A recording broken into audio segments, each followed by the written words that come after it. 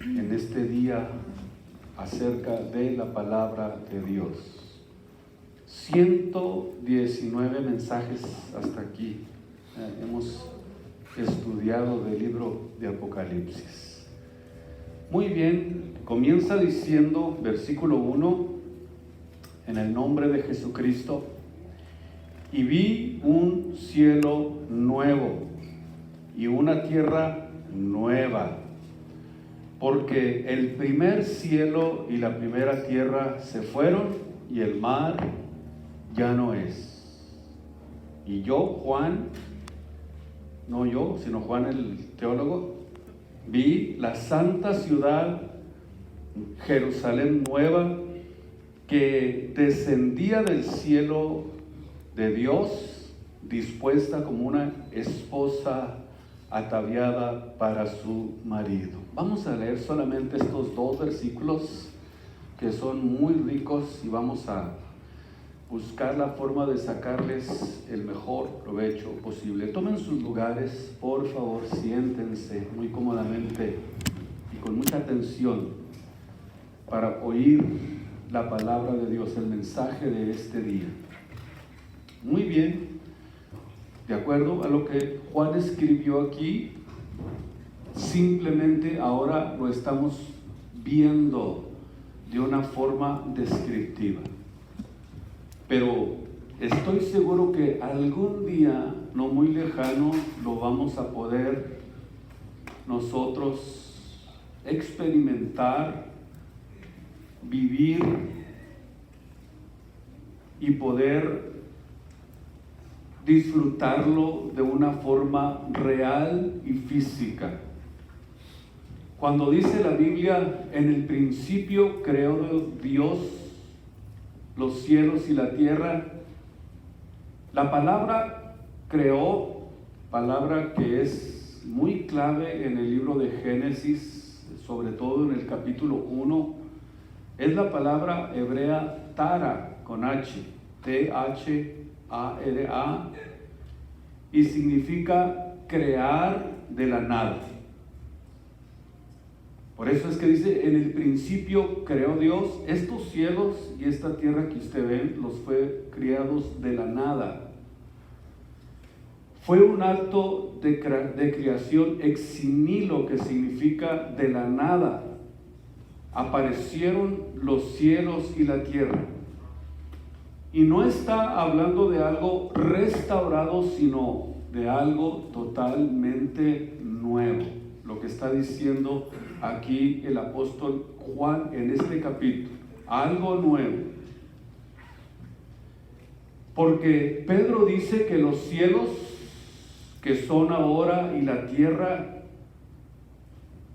que ahora está, dice que están siendo conservados por la palabra y guardados para el día del fuego, en el día del juicio, en el cual los cielos, dice el apóstol, pasarán con grande estruendo, y los elementos ardiendo serán deshechos, y la tierra y las obras que en ella están serán quemadas. Y los cielos, siendo encendidos. Fíjense lo que está diciendo el apóstol Pedro. Serán deshechos y los elementos se fundirán. Segunda de Pedro 3. Y en el versículo 13 nos revela que esperamos cielos nuevos y tierra nueva según la promesa. En otras palabras, el apóstol Pedro primeramente nos habla de la destrucción de estos cielos y de esta tierra que ahora vemos. Dice que serán deshechos. Si ustedes leen todo el capítulo 2 de Primera de Pedro 3, van a ustedes encontrar exactamente la forma en que va a ser destruida esta tierra y estos cielos. Entonces, cuando en Apocalipsis 21 la Biblia nos dice que va a crear cielos nuevos y tierra nueva, significa que no va a restaurar esta tierra, sino que todo será completamente nuevo. Dios va a crear un nuevo universo de la nada. todo absolutamente nuevo, con un planeta Tierra completamente nuevo. En Génesis capítulo 1, versículo 2, habla de una época en que la tierra estaba desordenada y vacía, que es la palabra tujú, bujú del hebreo, y significa desolada, sin vegetación, sin vida, y las tinieblas dice que cubrían toda la faz de la tierra, absolutamente, porque estaba completamente en tinieblas. Las tinieblas estaban cubriendo la tierra. Entonces encontramos que algo sucedió en la creación original, de acuerdo a lo que la Biblia nos enseña. Dios no pudo haber creado de ninguna forma una tierra desolada y vacía, ni mucho menos devastada, y mucho menos cubierta de tinieblas. Entonces, esto nos enseña que la tierra en algún momento tuvo que haber pasado por un juicio de Dios. Tuvo que haber hecho algún tipo de juicio antes de que la restaurara, a partir del versículo 3 de Génesis 1 en adelante. Pero encontramos, no solamente por decirlo así, como una conjetura que esto haya pasado, sino que en Isaías 14 nos describe exactamente qué fue lo que sucedió en esa época. No sé cuánto tiempo pasaría del versículo 1 al versículo 2 de Génesis, pero encontramos una devastación. Algo tuvo que haber sucedido entre el versículo 1 y 2. Los cielos y la tierra originales fueron creados millones de años, mucho antes de que el hombre fuera el que la habitara, antes que el ser humano fuera creado. Y el ser humano fue creado en este planeta cuando ya existía Satanás, cuando ya Dios había restaurado la tierra. Porque cuando dice en el principio creó Dios los cielos y la tierra, está hablando de esa época, pero encontramos que estaba desordenada y vacía, y del versículo 13 en adelante está ordenando lo que ya había sido creado. Separó la tierra del agua, y ustedes ahí, etcétera, leer el capítulo 1 de Génesis para que tengan una percepción más profunda acerca de esto que estamos hablando. El ser humano fue creado en este planeta cuando ya existía Satanás, cuando ya había existido una rebelión tremenda en el cielo con los ángeles. Y fueron, de acuerdo a la Biblia, lanzados a este planeta Tierra, y encontramos misteriosamente que la tierra estaba desordenada y vacía. Porque la función de Satanás es que robar, hurtar, destruir. Este universo, actualmente se encuentra bajo la potestad de Satanás y sus ángeles, que son, de acuerdo a Efesios 6:12, los gobernadores de estas tinieblas. Gobernadores de estas tinieblas. Por eso nosotros entendemos que nuestra lucha es contra esas potestades, contra esos principados, contra esos señores gobernadores del mundo, gobernadores de estas tinieblas. De Génesis 1, contra malicias espirituales en los aires. Pero el nuevo universo que Dios va a crear con la tierra nueva no se va a encontrar ni se va a gobernar de acuerdo al sistema en el que hoy, en este tiempo, está siendo gobernada, sino que va a ser gobernada bajo el gobierno y la potestad nada más y nada menos que de nuestro Señor y Salvador Jesucristo. En Isaías 65:17 vamos a ver aquí algo muy interesante acerca de esta nueva creación de la que está hablando Juan el teólogo en este capítulo 21 del libro de Apocalipsis. En Isaías 65, versículo 17, el profeta estaba ya profetizando acerca de algo nuevo que Dios iba a hacer. Y dice, porque aquí que yo crío nuevos cielos, escuchen ustedes, y nueva tierra.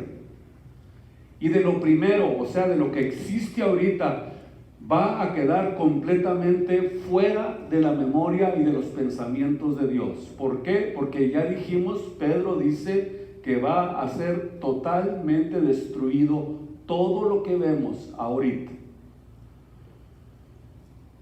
Y todo lo creado, o sea, de todo lo que está creado, no habrá memoria. Y la pregunta es, ¿cuándo va a suceder esto? Después del milenio. Ya hemos aprendido que en el milenio vimos que habrá algunos cambios ecológicos que serán restaurados temporalmente en el reino milenial. Pero también aprendimos que después del milenio habrá una rebelión final en contra de Dios y de sus redimidos. ¿Se recuerdan ustedes? Digan yes. Que ya estudiamos todo esto.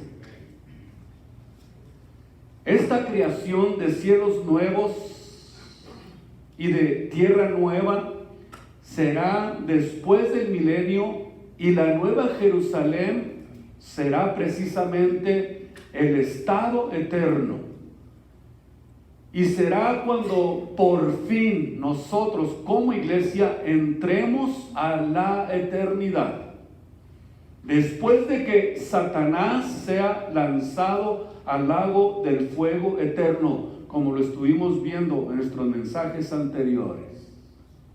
Vean ustedes la cronología bíblica para que tengamos una mejor percepción de lo que estamos hablando. En Isaías 66, 22, nomás denle una vueltita a la hojita. Isaías 66, 22 dice, porque como los cielos nuevos y la tierra nueva que yo hago permanecen delante de mí, dice Jehová, así permanecerá vuestra simiente y vuestro nombre. ¿De qué está hablando? Está hablando de que por fin eternamente vamos a tener un hogar seguro, eterno, para siempre. Cuando dice así permanecerá vuestra simiente, está hablando de nuestro linaje, de nuestra simiente, de nuestra descendencia, que es la palabra sera. O sea, cuando muramos y pasemos al milenio y después a la eternidad, tu personalidad y la mía prevalecerán para siempre. Esta área de nuestra vida siempre se va a mantener intacta. Intacta. Por eso tenemos nosotros que entender que nuestra personalidad, nuestra forma de ser, nuestra forma de dirigirnos van a permanecer intactos, pero naturalmente en un estado perfecto. Yo seré yo, pero con otro nombre, y siempre voy a estar consciente de mi personalidad. Esto es muy importante que lo entendamos. Tenemos que entender que toda la eternidad voy a estar consciente de mi personalidad y de mi carácter. Voy a valorizar de esta forma lo que Dios hizo en mi vida, manteniendo nuestro carácter y nuestra personalidad.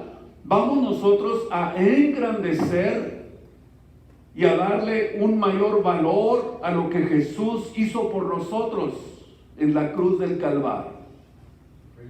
Simplemente vamos a estar quizás siempre recordando de qué forma tan gloriosa y tan maravillosa Cristo nos salvó.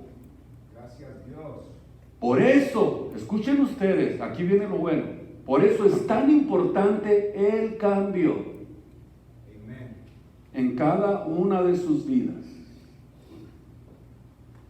Y una persona que no ha cambiado, yo estoy seguro que es algo que no puede ser ocultado. ¿Por qué? Porque va a manifestar su carácter y su personalidad. Y aquí es precisamente donde nos damos cuenta que para Dios no va a ser muy difícil juzgar a cada uno según sus obras. Porque tu misma personalidad, tu mismo carácter te va a delatar delante de Dios.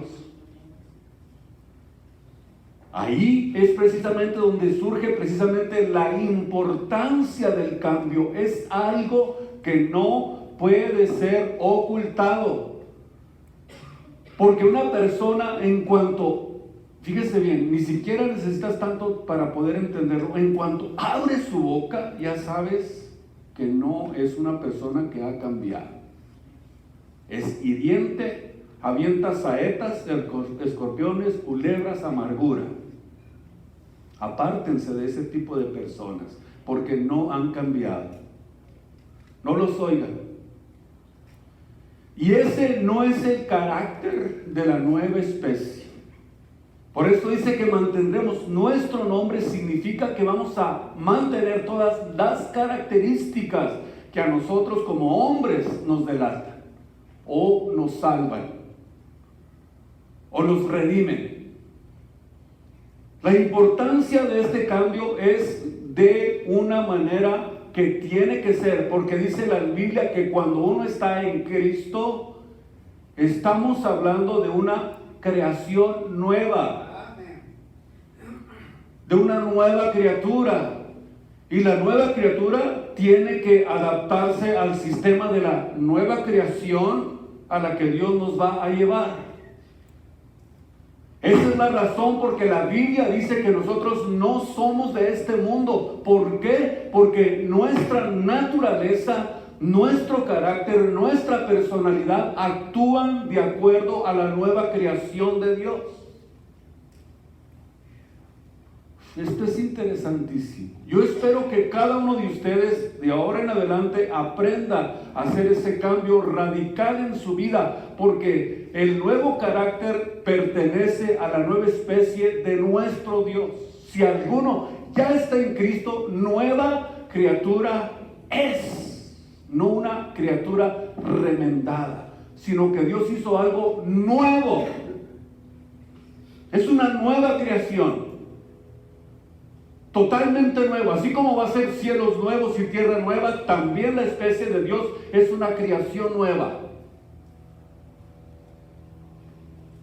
Así que nueva criatura es, ya deja Dios que haga ese cambio en tu vida, ya deja que haga ese cambio, entrégale tu vida a Cristo, para que exista ese cambio en tu vida y en tu corazón. Apocalipsis 21:1 nos revela que en esta nueva tierra no va a haber mar. Cuando dice el mar ya no es, significa que no tendrá mar. Actualmente 3/4 partes de la tierra son océanos, solamente 1/4 parte del planeta es tierra, tierra sólida. Al comenzar este capítulo, todos los pecadores de todos los tiempos, tanto demonios como hombres incluidos, Satanás, la bestia y el falso profeta se encuentran ya en el lago de fuego y azufre para siempre. Entonces, de acuerdo a lo que nos revela el apóstol Pedro, el universo entero será totalmente destruido y Dios cría un nuevo universo que será precisamente la morada eterna de sus redimidos, que será el lugar donde habitaremos para siempre con Él. Así dijo, como dice Tesalonicenses, para así estar para siempre con Él, desde el tiempo o desde el día en que llegó el rapto de la iglesia, desde ese momento nosotros ya somos parte de todos los planes de Dios, para así estar para siempre con el Señor. En el versículo 2 ve una ciudad y le llama la Santa Ciudad. ¿Por qué le llama la Santa Ciudad? ¿Habrá alguna ciudad santa en el mundo? No, ni la Santa Sede. Es mentira. Todo lo que hay en el mundo está corrompido. Todo el mundo está bajo maldición. Incluso hasta la creación está bajo esa maldición. Por eso aprendimos que en el milenio va a haber una restauración temporal hasta de todo lo creado. Porque dice el apóstol en Romanos que toda la creación está esperando la manifestación de los hijos de Dios. Todo, absolutamente todo está pervertido, todo está corrompido. Están corrompidas las ciudades y azotadas por la inmoralidad. Por eso es que cuando hablamos de la palabra santidad o santo, significa apartado, separado, significa pureza. Y es santa porque es totalmente diferente a todas las ciudades que han existido aquí abajo. Por eso es una ciudad que no pertenece a esta tierra. Y no fue diseñada por ningún arquitecto humano, porque dice la Biblia que desciende del cielo como una esposa ataviada para su marido. Y la pregunta que muchas veces hacen ¿es una ciudad o es la iglesia? Vamos a ver aquí en este estudio que es una ciudad literal. Porque a una ciudad se le está describiendo de aquí de una forma metafórica o metafóricamente, como la iglesia. Porque la iglesia es la esposa vestida o ataviada para su marido. Antiguamente venía el varón, el novio, y la muchacha tenía que ser virgen. Si encontraba que no era virgen al momento de casarse, la rechazaba. La esposa tenía que ser virgen, porque el blanco representa pureza, representa virginidad, representa limpieza, representa la transparencia, representa la sinceridad. ¿Por qué algunas se visten de blanco cuando no tienen estas características? Deberían de vestirse de negro mejor. Necesitamos entender la importancia que tiene todas estas cosas que la Biblia describe y enseña. Aquí se retrata a la iglesia como una esposa vestida, escuchen ustedes, sin mancha, sin arruga, sin contaminación, como a una virgen pura, limpia, transparente, sincera, dispuesta para bajar y casarse aquí abajo en la nueva tierra. Esto a lo mejor es algo totalmente nuevo para nosotros, pero tenemos que entender que todo esto tiene un simbolismo tan grande y tan importante. Por eso al matrimonio en Efesios se le da la importancia como la relación que tiene Cristo con su iglesia. Es la misma relación que el apóstol describe para que nosotros aprendamos a relacionarnos con nuestra esposa, que la cuidemos, que la amemos, que la respetemos, porque es una representación de lo que va a suceder en las bodas del Cordero. Vean ustedes la importancia que tiene el matrimonio y que se le da muy poca importancia. Se le toma a la ligera, sin entender realmente las bases fundamentales de lo que Dios estableció cuando estableció el matrimonio. En el libro de Gálatas, capítulo 4, vamos a tratar de profundizar un poquito más acerca de esto. para poder entender exactamente lo que sucede aquí. Una descripción que el apóstol Pablo, da acerca de este acontecimiento, de la diferencia que existe. Vamos a leer Gálatas capítulo 4, versículo 21. Y dice de esta manera: decidme, los que queréis estar debajo de la ley, ¿no habéis oído la ley? Porque escrito está que Abraham tuvo dos hijos, uno de la sierva y otro de la libre. Vamos a ver. Número 1, encontramos que es una alegoría entre dos mujeres de Abraham, la esposa verdadera y con la que se fue de shopping. Aquí está la diferencia. Agar es precisamente la que era la sierva. Como dice esta versión, la esclava. Era la sierva de su esposa y fue precisamente Agar.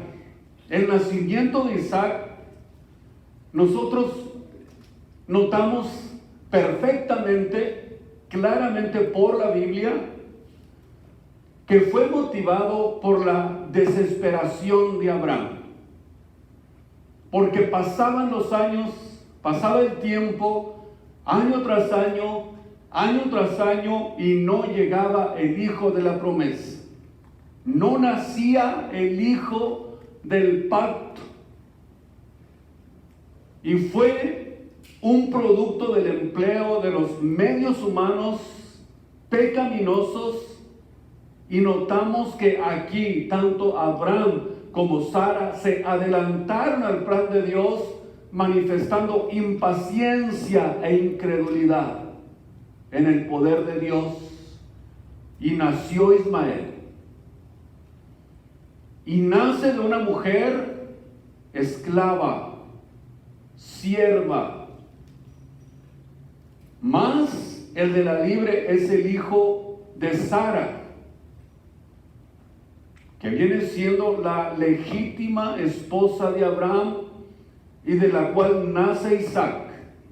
Dios prometió que sería de Sara y no de Agar, el hijo de la promesa. De Sara nacería el hijo de la promesa, y muchas veces Dios nos da una promesa y deja y permite Dios de alguna manera que se mueran todas nuestras esperanzas humanas para poder cumplirlas. Tenemos que entender que a veces Dios nos hace una promesa. Él prometió que estaría todos los días, que nos sacaría de esta tierra, que nos libraría de la ira que ha de venir. Y a veces a lo mejor queremos que suceda ya, nos impacientamos. Dios permite que se acaben nuestras esperanzas, a ver si aún con todo y eso comenzamos realmente a caminar por fe. A lo mejor estás sufriendo el dolor, la angustia, la situación. Dios probablemente intencionalmente está dejando que se mueran todas tus esperanzas, todas tus fuerzas, toda tu capacidad para poder actuar Él y hacer la obra que nosotros no podemos hacer. Tenemos que entender que Dios está dispuesto, que no nos va a dejar, que Dios quiere lo mejor para nosotros, y de eso no hay ni la mejor duda, que Dios quiere lo mejor para nosotros. Pero tenemos que caminar por fe, con paciencia, manteniendo nuestra esperanza fuerte y viva en nuestros corazones. Todos los principios espirituales operan según una semilla. Cristo dijo que el reino de los cielos es semejante a una semilla. Él lo dijo, que el reino de Dios es semejante a una semilla de mostaza. La más pequeña de todas las semillas, que hace crecer una hierba tan grande que hasta los pájaros pueden hacer nidos sobre ella. Dios todo lo inicia de poquito hasta que comience a desarrollarse, hasta que se desarrolle y crezca su obra. Todo lo grande comienza en pequeño. Abraham, notamos entonces en esto que está describiéndonos el apóstol Pablo, se mete con Agar. Nace Ismael.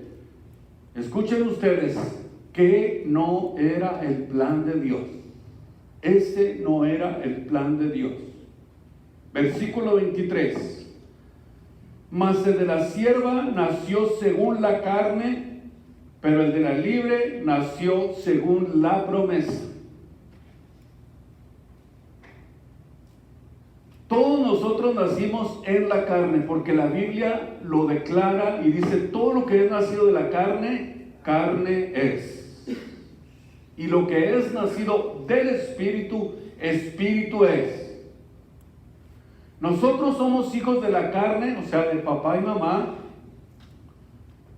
pero también cuando yo recibí a Cristo Jesús, cuando me entregué a Él, cuando le di mi vida, cuando me bauticé, soy también hijo de la promesa.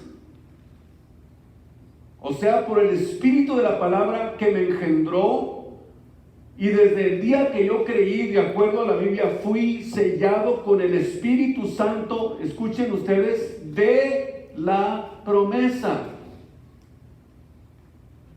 Quizás en otro tiempo o un tiempo atrás no lo hayamos entendido, pero estamos hablando de algo que Dios está haciendo y que está naciendo una nueva especie, engendrados por la palabra de Dios. Fuimos sellados por el Espíritu Santo de la promesa que Dios le hizo a Abraham.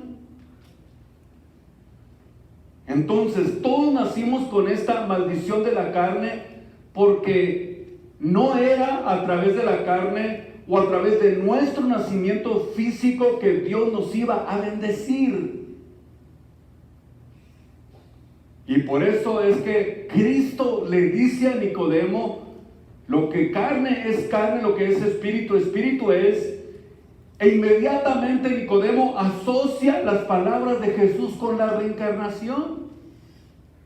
Imagínense ustedes la capacidad que tenía Nicodemo, siendo el maestro de Israel. No entendía que el nuevo nacimiento viene por el engendramiento de la palabra de Dios, que la nueva especie que Dios está creando es algo nuevo. Por eso dice: el que no naciere del agua y del Espíritu no puede entrar al reino de Dios.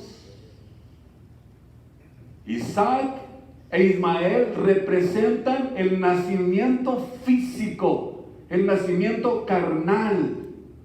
E Isaac representa el nacimiento espiritual, la nueva especie, la nueva criatura que hemos estado experimentando todos los días a través de la redención que Jesucristo hizo por nosotros en la cruz del Calvario. Es así como ahora entendemos la forma en que Dios está creando todo nuevo para una creación nueva. Totalmente.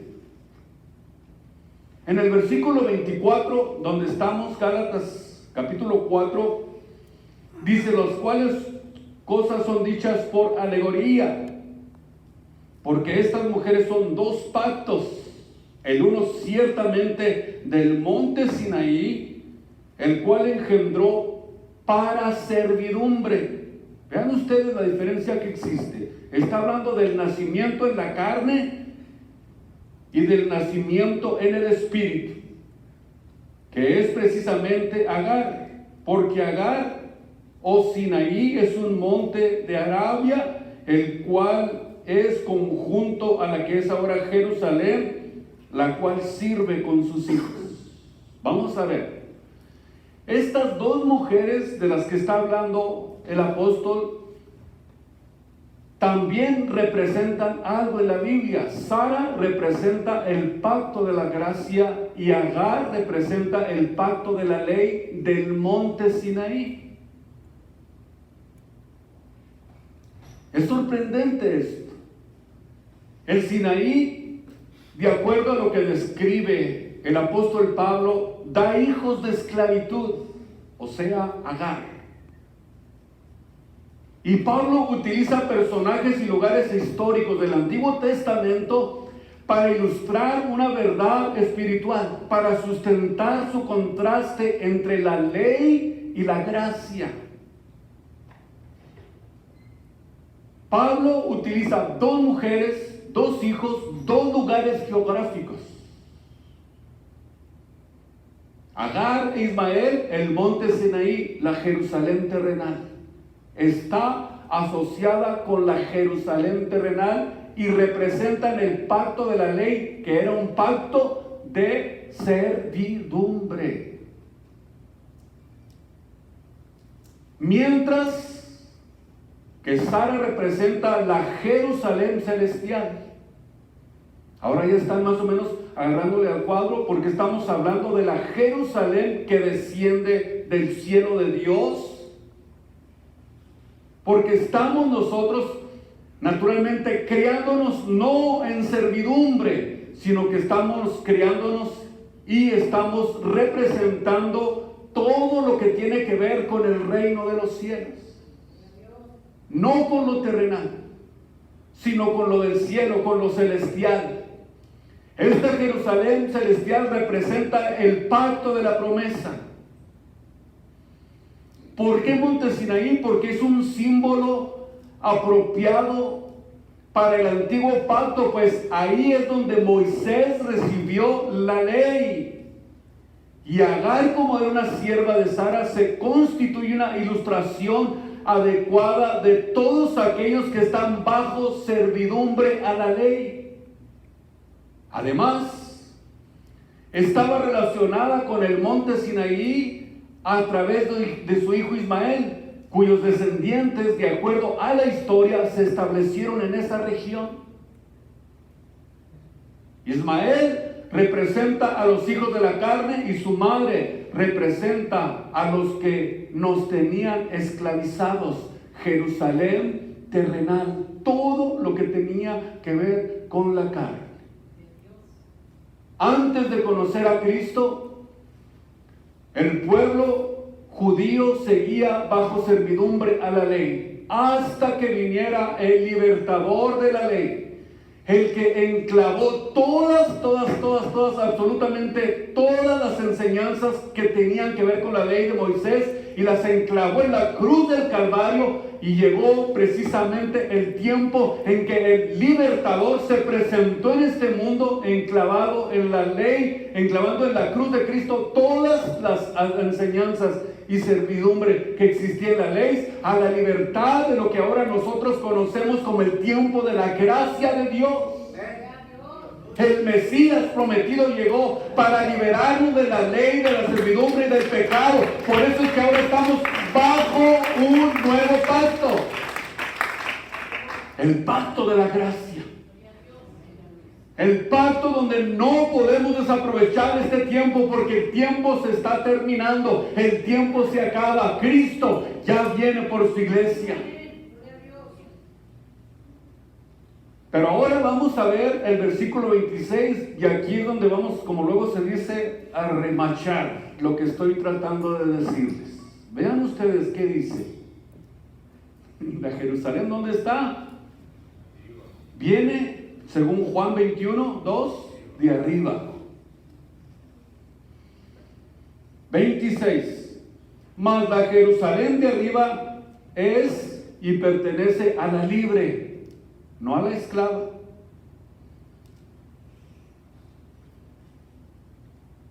La cual es madre de todos nosotros. Ya Pablo anunciaba, escuchen ustedes, que arriba había una Jerusalén. Una Jerusalén que Dios le había mostrado en el capítulo 25 del libro de Éxodo a Moisés y le dijo: todo lo que ves allá, copéalo aquí en la tierra. El templo, sus medidas, todo, absolutamente todo. Y encontramos que el modelo del que Moisés tomó todo lo que vio era algo y un modelo que ya existía desde antes.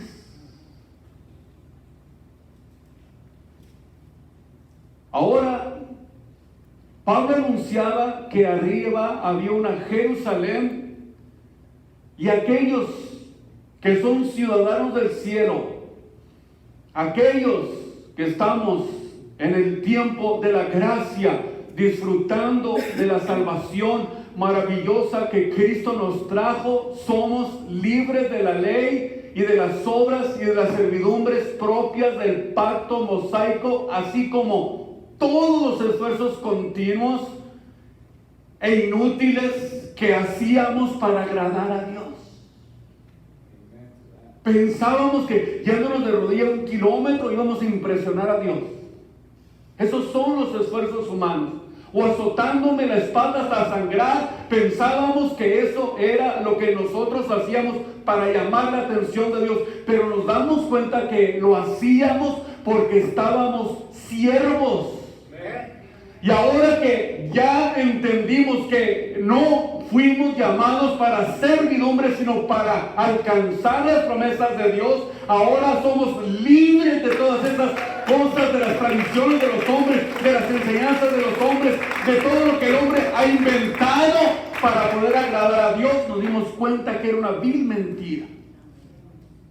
Y ahora somos libres. Y ahora sabemos a quién adoramos. Ahora sabemos a quién servimos.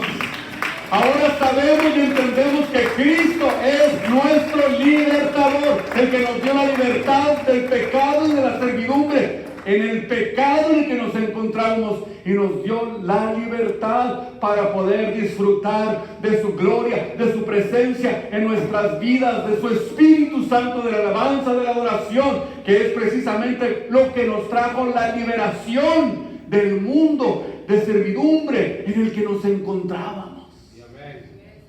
Bendito sea su nombre en esta preciosa mañana. Todos esos eran esfuerzos inútiles en la carne. Los creyentes de la Jerusalén celestial, la madre de todos los creyentes, a diferencia de la esclavitud de los hijos de Agar, los creyentes en Cristo somos libres. Si conoceréis la verdad os hará libres. ¿Cuántos pueden decir: yo soy libre en el nombre poderoso de Jesucristo, para poder llegar a esa ciudad, y que esa ciudad, cuando venga y se asiente en la nueva creación, estemos listos y preparados para vivir eternamente con Jesucristo? Démosle gracias a Dios en esta mañana.